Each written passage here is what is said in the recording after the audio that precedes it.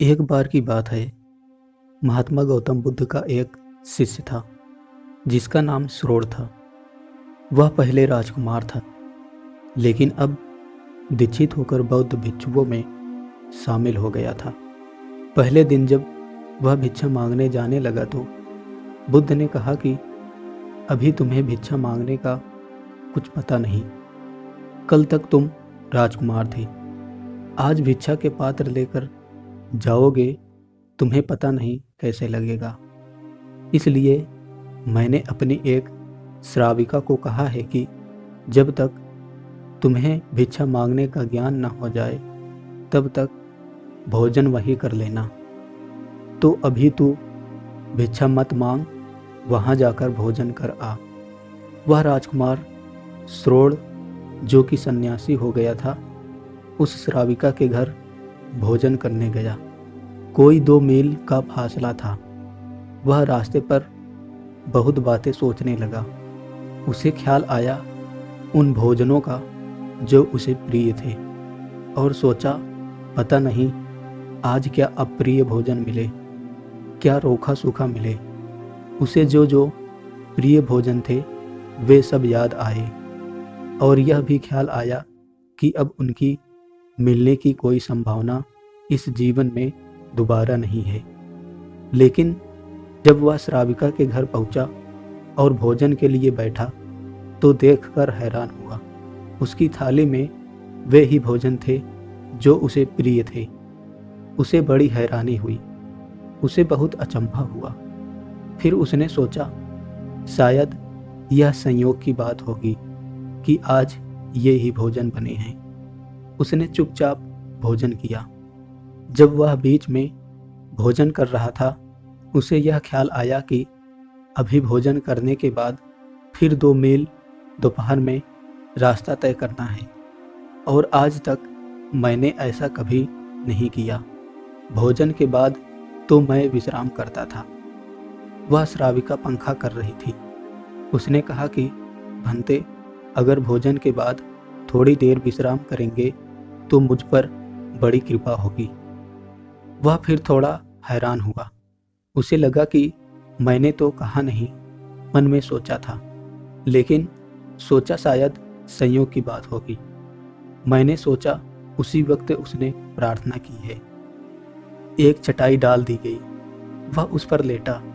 वह लेटते ही उसे ख्याल आया आज अपना न तो कोई साया है न तो कोई सैया है। आज अपने पास कुछ भी नहीं। वह श्राविका पीछे थी। उसने कहा, भंते, सैया न तो आपकी है न मेरी है, न तो साया आपका है न मेरा है, किसी का कुछ भी नहीं है। अब संयोग को मान लेना कठिन था। वह घबरा कर बैठ गया। उसने कहा, बात क्या है? क्या मेरे विचार पढ़ लिए जाते हैं? उस श्राविका ने कहा कि ध्यान का अभ्यास करते करते पहले तो अपने विचार दिखाई देने शुरू हुए, फिर अपने विचार समाप्त हो गए, अब दूसरों का विचार भी दिखाई देने शुरू हो गए हैं। वह उठकर बैठ गया। उसने कहा कि मैं जाऊं? उस श्राविका ने कहा कि आप अभी विश्राम कहाँ किए, लेटे ही थे। लेकिन वह भी चुप रुका नहीं। उसने जाकर बुद्ध को कहा कि मैं कल से उस श्राविका के यहाँ भोजन करने नहीं जा सकूंगा। बुद्ध ने कहा, क्या बात है? वह युवक कहने लगा कि बात, मेरा कोई अपमान नहीं हुआ, बहुत स्वागत हुआ, बहुत सम्मान हुआ, लेकिन मैं नहीं जाऊंगा। आप छोड़ दे उस बात को। उस श्राविका के यहाँ मैं नहीं जाऊंगा। बुद्ध ने कहा, बिना जाने कैसे छोड़ सकता हूँ? वह युवक बोला, जानने की बात यह है कि मैं उसके घर गया। वह विचार पढ़ने में समर्थ है, और मुझे तो उस सुंदर युवती को देखकर विकार और वासना भी मन में उठी थी। वह भी पढ़ ली गई होगी। अब मैं कल उसके द्वार पर कैसे जा सकता हूँ, और किस मुख को लेकर जाऊंगा?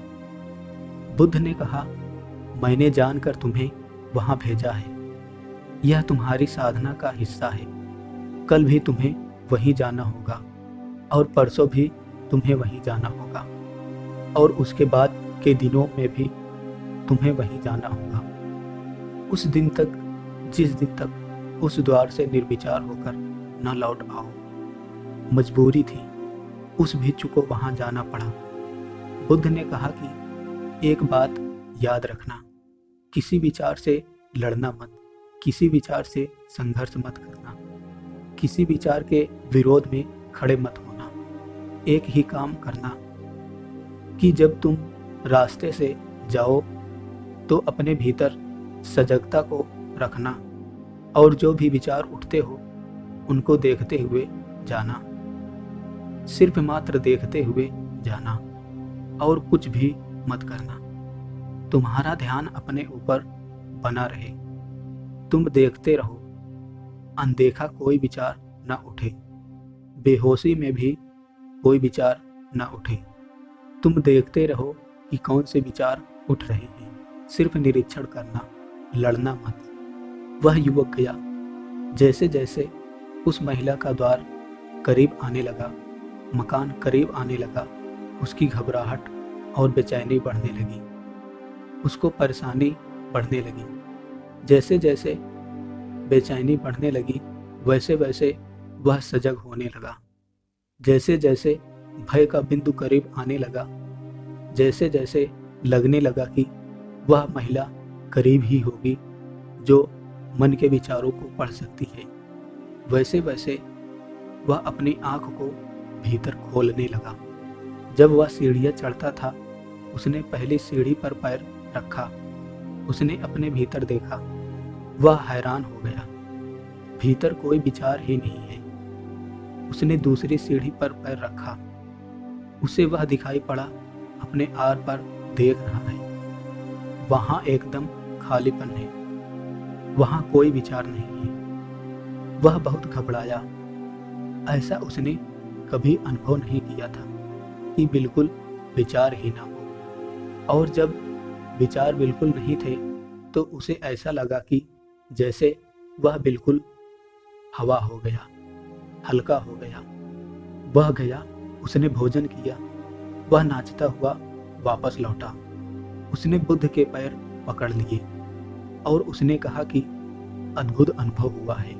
जब मैं उसकी सीढ़ियों पर पहुंचकर भीतर बिल्कुल सजग हो गया था, सचेत हो गया था, होश से भर गया था, तो मैं हैरान हो गया। एक भी विचार नहीं था, विचार शून्य हो गए थे। बुद्ध ने कहा, विचार को शून्य करने का उपाय है विचार के प्रति पूर्ण सजग हो जाना। जो व्यक्ति जितना सजग हो जाएगा विचारों के प्रति, उतने ही विचार उसी भांति मन में नहीं आते जैसे घर में दिया जलता हो तो चोर ना आए और घर में अंधकार हो तो चोर झांके और अंदर आना चाहे। भीतर जो होश को जगा लेता है उतने ही विचार छीड़ होने लगते हैं। जितनी मूर्छा होती है भीतर, जितना सोयापन होता है भीतर, उतने ज्यादा विचारों का आगमन होता है। जितना जागरण होता है उतने ही विचार छीड़ होने लगते हैं। बुद्ध की बातों से वह संतुष्ट हो गया और निर्विचार होकर सन्यासी जीवन व्यतीत करने लगा।